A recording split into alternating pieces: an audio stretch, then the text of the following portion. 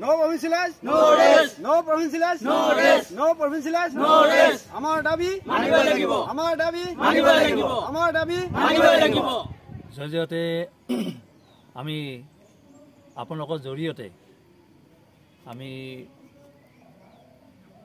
PTR চৰকাৰ আৰু অসম চৰকাৰক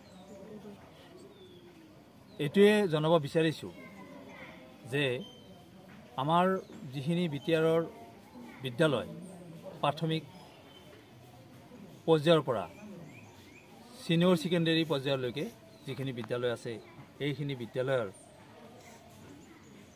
শিক্ষকসকলক অৰ্থাৎ বিদ্যালয়বোৰ প্ৰাদেশিকৰণ কৰিব লাগে। ইয়াত যিসকল শিক্ষকে শিক্ষকতা কৰি আছে আজি 20, 25, 30 বছৰ ধৰি শিক্ষকতা কৰি আছে। কাৰোবাৰ হয়তো 2 বছৰ আছে, হয়তো কাৰোবাৰ 6 মাহ আছে, কাৰোবাৰ 2 মাহ আছে। এনেকৈয়ে তাৰমানে তেওঁলোকৰ যিবিলাক বয়স এই বয়সবিলাক গৈ আছে আৰু এটা সময়ত বিনা বেতনে তেওঁলোকে অৱসৰ ল'ব লাগিব।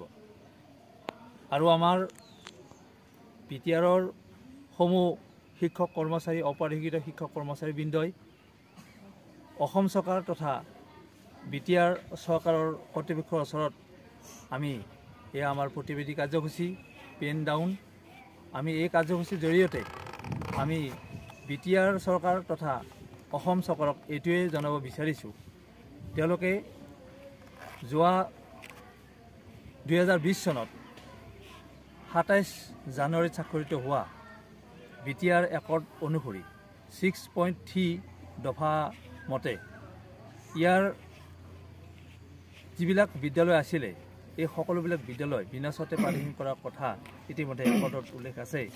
তৎসত্ত্বেও আমাৰ বিটিআৰ তথা অসম চৰকাৰে বাৰে বাৰে আমাৰ পৰা বিভিন্ন বিদ্যালয়ৰ তথ্যপাতি সংগ্ৰহ কৰাৰ পিছতো এতিয়ালৈকে প্ৰাদেশিকৰণৰ পৰা আমাক বঞ্চিত কৰি আহিছে। মাত্ৰ এটা প্ৰতিশ্ৰুতি কৰিম বুলি কোৱা এটা প্ৰতিশ্ৰুতি এতিয়ালৈকে প্ৰতিশ্ৰুতি হৈয়ে ৰৈছে। আমাৰ এইটোৱে অনুৰোধ আমাৰ বিটিআৰ তথা অসম চৰকাৰৰ ওচৰত এইটোৱে অনুৰোধ যে আহি থকা 2024 বৰ্ষৰ গ্ৰীষ্মকালীন যি অসম বিধানসভাৰ অধিৱেশন হ'ব তাতে আমাৰ বিটিআৰৰ যিখিনি বিদ্যালয় আছে এই বিদ্যালয়খিনিৰ বাবে যাৱতীয় বাজেট নিৰ্ধাৰণ কৰি আমাৰ এই যিখিনি শিক্ষক দুৰ্ভগীয়া শিক্ষক আছে এই শিক্ষক সমাজৰ পদবিলাক প্ৰাধিকৰণ কৰিব লাগে। এইখিনি আমাৰ মূল বিষয় মুখ্য উদ্দেশ্য।